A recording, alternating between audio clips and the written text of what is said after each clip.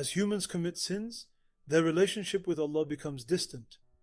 Their conscience begins to burn with the pain that comes from these sins. They experience remorse. Their natural disposition knows that Allah's sins become angry and persist in their sins.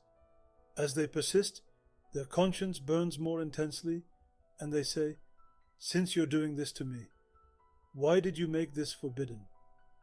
Out of stubbornness, I will deny your existence." It's like telling a child repeatedly not to eat more chocolate. Eventually, the child gets angry and says, "You're not my father." Does this denial change the fact of parenthood? The denial comes from anger.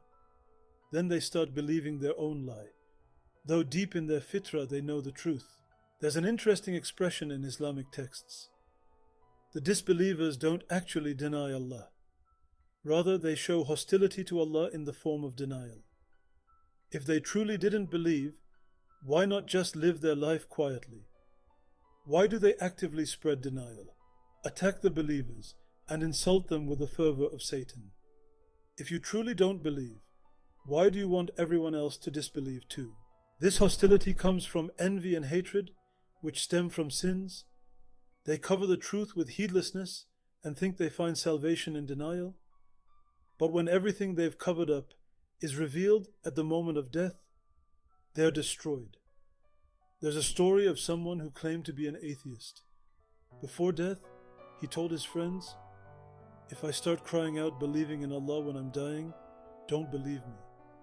It's just fear of death." Shaitan whispers these suggestions because when death comes, the veil of ghafla is torn away.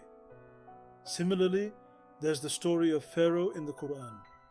When he saw the truth, he fell into prostration. What happened to his claim of divinity? Therefore, the kafir's motivation comes from hostility toward Allah, which stems from sins, which in turn come from heedlessness. That's why every sin contains a path leading to disbelief.